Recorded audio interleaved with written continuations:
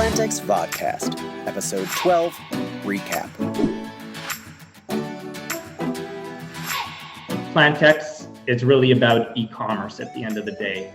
And then we use our brick and mortar locations in these different geographies to be able to offer distribution.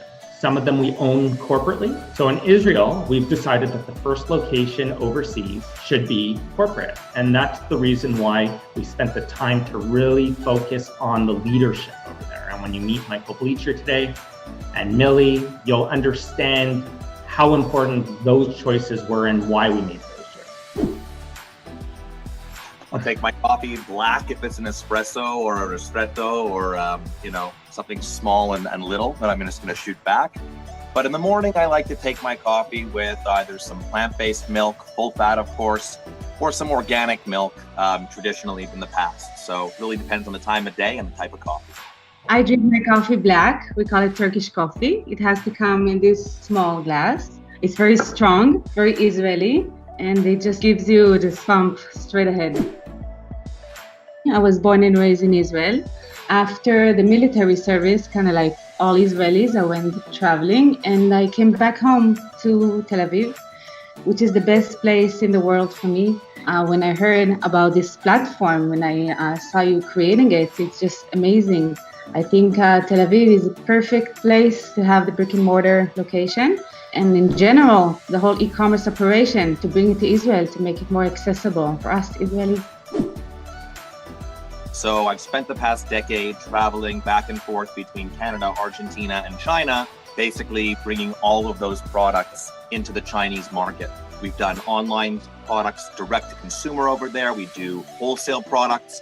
But somewhere along the way, it sort of became clear to me that meat wasn't everything in the world. And at the end of the day, as you grow closer to these things, you can see that meat doesn't necessarily offer a sustainable solution to our planet. High inputs, a lot of pollution at different levels. So I myself have been going more towards a plant-based diet and plant-based products over the past number of years. Tel Aviv is known to have some of the highest proportion of vegans per capita anywhere in the world. It sort of lends on the Israeli diet as it is, in the sense that their diet is very highly based on fresh fruits and vegetables. Their kibbutz breakfast is famous for having tons and tons of fresh fruits and vegetables, sometimes some cheeses as well. Part of it has to do with the fact that the state was born only 70 years ago. You had people coming from all corners of the earth, starting in a very agrarian society. The Israeli lunch, for example, very commonly is, let's say, a falafel. Falafel, by definition, is plant-based. There's just no meat in the entire sandwich, right? Or the plate, what have you. We have this movement, it's called Vegan Friendly. So they have this logo here in Tel Aviv and in Israel in general, so you can easily see a product and know it's vegan, or a restaurant. And it's quite easy to be vegetarian here without even trying. We're not big meat eaters. We never had meat culture, kind of like Argentina, for example. We were raised on milk, the land of milk and honey. But since milk is a really easy substitute, soy milk, almond milk, oat, it's not very complicated to just eat plant-based. I was noticing even that Tnuva, the largest dairy in Israel, is now the leader in offering plant-based milks, all the rice milks, the coconut milks, the almond milks, the soy milks, all the different things. So even the dairy providers traditionally are really getting into this space and seeing how it's a huge and growing part of the economy. Yeah, and when we see big companies like that getting into it, we know this is something that's here to stay. This spot that we have located and that we're in the process of securing in Israel is absolutely fantastic. It's bright, it's big, it's airy, it has huge windows, it has a beautiful rooftop terrace that we're going to be able to host all kinds of events on to create that community similar to what you're doing in Squamish.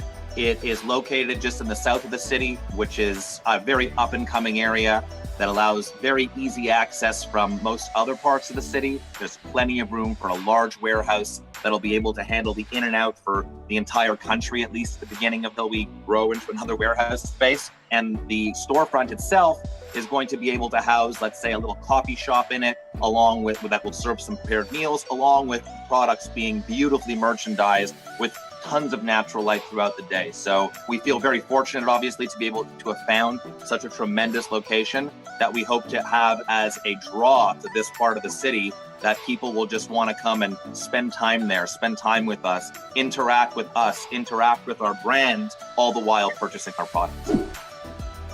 Israel is so full of small manufacturers, not necessarily just mom and pop, but you also have a bunch of little kibbutzes or moshavs, and everybody makes on their kibbutz a couple of specialty items. Someone might make an olive oil, someone might make us a plant-based cheese, but at the end of the day, getting those products all in one place is very difficult because most of the time you have to travel to that place, even within Israel, to get that. So in addition to, let's say, all of the foreign brands that we plan to bring in to introduce Israelis to have more choice for all these products, we also plan to bring up all the Israeli products into one place so that Israelis can interact with all these crafts from all over Israel in this one location, in this hub.